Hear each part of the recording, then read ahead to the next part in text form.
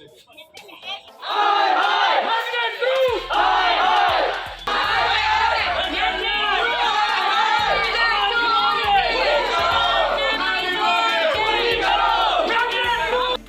નામ હાર્દિક રાવલ છે અને હું એડવોકેટ છું। ખાસ કરીને તમારી આ જે અમદાવાદનું જગત સંસ્થાનું મધર ડિસ્ટ્રીબ્યુટ સ્કીમ છે એનો શું પ્રોબ્લેમ છે અને આગળ આપણે શું પ્રોબ્લેમ? અમે આ ગોતા જગતપુર ખાતે મધરલેન્ડ ઇન્ફ્રામાર્ટની જે મેગ્નેટ લક્ઝરિયસ સ્કીમ છે તેમાં છેલ્લા 1 વર્ષથી રહીએ છીએ। તેમાં બિલ્ડરે જે તે વખતે ફ્લેટ બુકિંગ કરતી વખતે અમને બ્રોશરમાં જણાવેલ પ્રમાણે કે તમને એમ્યુનિટીઝ આપીશું, પણ એ રીતની અમને કોઈ પણ એમ્યુનિટીઝ આપી નથી। આ સિવાય છેલ્લા 6-1 મહિનાથી અમારું જે સોસાયટીનું ફ્લોરિંગ હોય એ દબી ગયું છે, બેસી ગયું છે, ઉખડી ગયું છે। બેઝમેન્ટમાં પાણી સતત લીકેજિંગ થાય છે, લિફ્ટો 3-4 દિવસે બંધ થઈ જાય છે, સેન્સર બગડી ગયા છે, દર 2-3 દિવસે મહિલાઓ તથા બાળકો એમાં ફસાઈ જવાના પણ બનાવ બનેલા છે। અમે જે તે બિલ્ડરને 2-3 વખત મૌખિકમાં અને લેખિતમાં એમને કીધું કે ભાઈ તમે અમારી જે સમસ્યાઓ છે તેમનો હલ કરી આપો, પણ આજ દિન સુધી અમારી કોઈ પણ સમસ્યાઓની માંગણી તેમને સ્વીકારી નથી, જેથી કરીને આજે અમે એમને એક શાંત વિરોધ પ્રદર્શન કરીને એમની ઓફિસે જવાના છીએ। ખાસ કરીને અત્યારે સોસાયટીનું સંચાલન કોણ કરે છે? સોસાયટીનું અમે અમારી રીતે ઇન્ટરનલ એક કમિટી બનાવી છે જે સોસાયટીનું સંચાલન કરે છે, પણ આ સિવાય અમારું જે એફડી હોય છે બેંકમાં જે છે એ સિવાયનું કેશ હોય એ બિલ્ડરે સોસાયટી અમને આપવાની કીધેલી હોવા છતાં સોસાયટી હેન્ડઓવર કરી લીધી અને અમારા તમામ પૈસાઓ છેલ્લા 3-4 મહિનાથી સિક્યુરિટી તથા સફાઈ એજન્સીનું પેમેન્ટ બાકી છે એમાંથી પણ એ વાપરી રહ્યા છે। અમારી સિક્યુરિટી ડિપોઝિટ પણ એ યુઝ કરી રહ્યા છે, જે લીગલી એ લોકો યુઝ ના કરી શકે।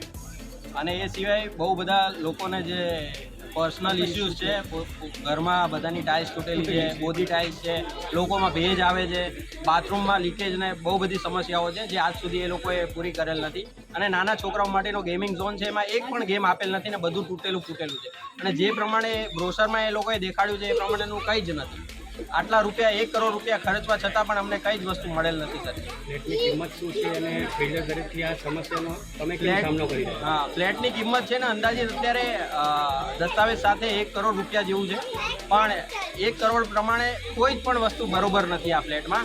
અને એ લોકોએ અમારી જોડે છેતરપિંડીથી પાર્કિંગના પણ પૈસા લીધેલા છે, જે બિલ્ડર થ્રુ છે ને એક પાર્કિંગ તો ફ્રી આવે પણ એ એક પાર્કિંગના પણ પૈસા અમારી જોડેથી લીધેલા છે। બિલ્ડરને રજૂઆત કરી હતી, એમને શું કીધું? અમે બિલ્ડરને 2 વખત RPAD નોટિસ મોકલેલી પણ આજ સુધી કોઈ પણ જાતનો રિસ્પોન્સ આવેલ નથી એમના તરફ। આગળ તમારે શું કરવું? એના માટે હવે અમે રેરામાં અપીલ કરવા જઈ રહ્યા છીએ, પણ એ પહેલાં અમે મીડિયામાં અને ઇલેક્ટ્રોનિક મીડિયા તથા ધરણા પ્રદર્શન કરવા માટે પણ એમની ઓફિસે જઈ રહ્યા છીએ। ગીતાબેન ધવલકુમાર પટેલ છે અને હું મેગ્નેટ લક્ઝરી જે મધરલેન્ડ ગ્રુપમાં આવે છે તેની રહેવાસી છું। અમારે અત્યારે મૂળ ધરણા કરવાનું કારણ એ છે કે અમારા સોસાયટીમાં જે બિલ્ડર લોકોએ અમને જે પણ પ્રોમિસ આપેલી છે અને જે બાંધકામના બ્રોશર્સમાં બતાવેલું છે એ પ્રમાણે ઘણી બધી વસ્તુ છે જે અમને મળી નથી। અમે એ લોકોને ઘણી વખત પ્રસ્તાવ પણ કરેલો છે, એણે હંમેશા અમારી વાતો ટાળવાનો પ્રયત્ન કરેલો છે।